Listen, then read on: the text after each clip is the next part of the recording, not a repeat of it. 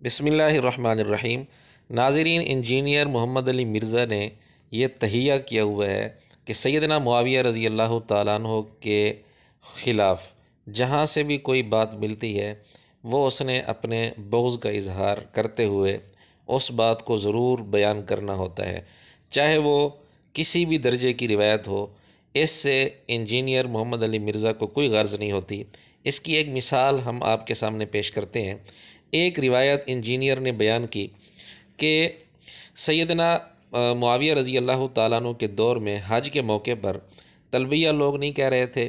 سیدنا ابن عباس رضی اللہ تعالیٰ عنہ نے کسی سے پوچھا، وہ اپنے خیمے میں تھے، انہوں نے کسی سے پوچھا تلبیہ کی آواز نہیں آ رہی، تو ان کو اس نے بتایا کہ آواز اس لیے نہیں آ رہی کہ حضرت معاویہ رضی اللہ تعالیٰ عنہ نے روکا ہوا ہے۔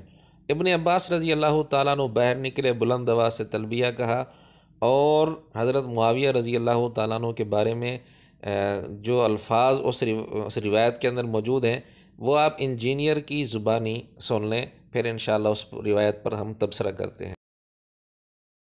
حضرت عمر کی تو وہ سختی ہی نہیں تھی مزاج میں جو حضرت معاویہ کی تھی، تو ابن عباس تو ان سے بھی ٹکراتے تھے۔ اور سنن کبری البیہقی میں آگے الفاظ موجود ہیں کہ ان کی ناک خاک آلود ہو، انہوں نے بغض علی میں نبی کی سنت کو چھوڑ دیا، ان پر لعنت ہو۔ جی ناظرین، آپ نے انجینئر کی زبانی یہ روایت سن لی۔ اب ہم آتے ہیں اصل کتاب کی طرف۔ سنن کبری بہقی کے اندر یہ روایت موجود ہے جس کے اندر الفاظ ہیں وَإِن رَغِمَ أَنْفُ مُعَاوِيَةَ اللہم لعنہم۔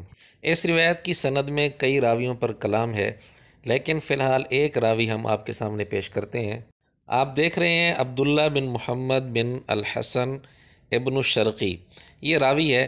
اس راوی کے بارے میں محدثین نے کیا لکھا ہے، یہ آپ کے سامنے کتاب ہے الوافی بالوفیات صفدی کی، جو 8ویں صدی کے ہیں۔ وہ اس میں لکھتے ہیں امام حاکم رحمۃ اللہ علیہ کے حوالے سے۔ امام حاکم کہتے ہیں وَرَأَيْتُهُ، میں نے اس کو دیکھا ہوا ہے لیکن میں نے اسے سنا نہیں۔ اور آگے امام حاکم فرماتے ہیں لم یدع الشرب الی ان مات، یہ اپنی موت تک شراب اس نے نہیں چھوڑی تھی، یعنی موت تک یہ شراب کا عادی رہا۔ فَلِذَلِكَ نَقَمُوا عَلَيْهِ، اس لیے محدثین نے اس پر تنقید کی، اعتراض کیا۔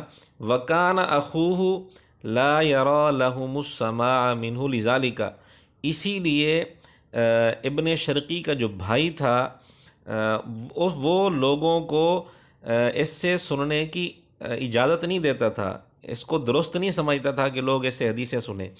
اندازہ کریں کہ جس کا بھائی وہ خود لوگوں کو اجازت نہیں دے رہا ہے ایسے حدیث سننے کی، اس کو بھی پتہ ہے جس آدمی کے گھر کے لوگ وہ اس سے راضی نہیں ہیں اور وہ موت تک شراب نہیں چھوڑ رہا، ایک شرابی آدمی اس کی روایت کی بنیاد پر حضرت معاویہ رضی اللہ تعالیٰ عنہ پر کس طرح کے یہ الفاظ بولے جا رہا ہے۔